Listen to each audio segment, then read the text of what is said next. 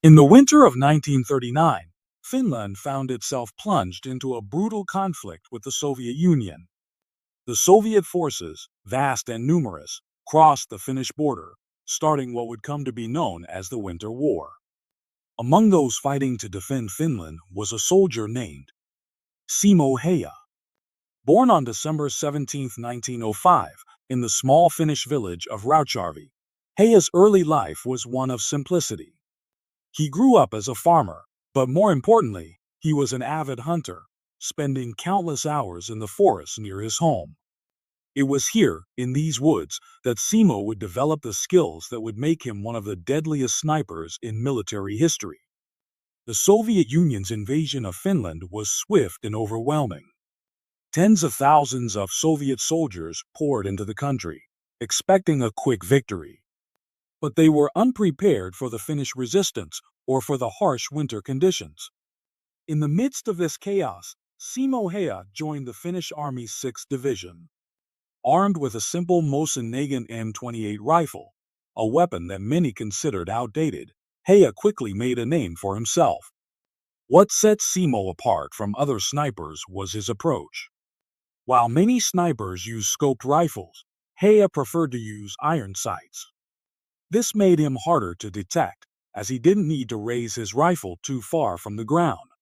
He would move silently through the snow, blending in with the white landscape. His patience was unparalleled. Häyhä would lie in wait for hours, sometimes even days, watching his targets from concealed positions. When the moment was right, he would strike with deadly precision. His enemies never saw him coming. They would fall silently, one by one, without ever knowing where the shots came from.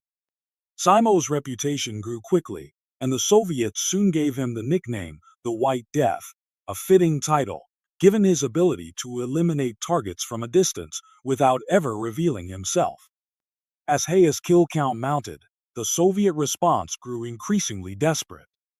They sent special forces to hunt him down, but none returned. They even used artillery bombardments, hoping to flush him out, but Häyhä remained elusive, always one step ahead. By the end of the Winter War, Simo Häyhä was credited with over 500 confirmed kills.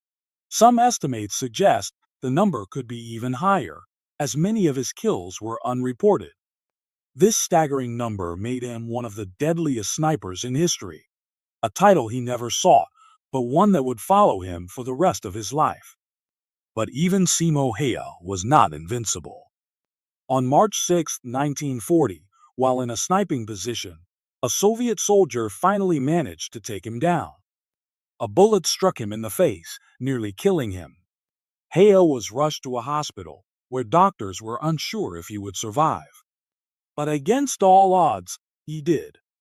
He awoke from a coma weeks later, his face severely damaged, but his spirit unbroken. Despite his injuries, Simo Häyhä returned to civilian life after the war. He rarely spoke about his time on the front lines. For him, the war was not a subject for conversation. He went back to his life as a farmer, living quietly in the same village where he had grown up. His legend, however, continued to grow. Simo Häyhä passed away in 2002 at the age of 96. He had lived a long and peaceful life, far from the battlefield that had once made him famous. But his legacy lived on, not just as a sniper, but as a symbol of Finland's resilience during the Winter War. Häyhä's story reminds us that even in the harshest of conditions, one individual's actions can change the course of history. His name lives on, not as a figure of violence, but as a testament to the quiet strength of a man who did what was necessary to defend his people. Simo Häyhä, the White Death, remains one of the most remarkable figures of World War II. His story one of skill, patience, and unwavering determination in the face of overwhelming odds.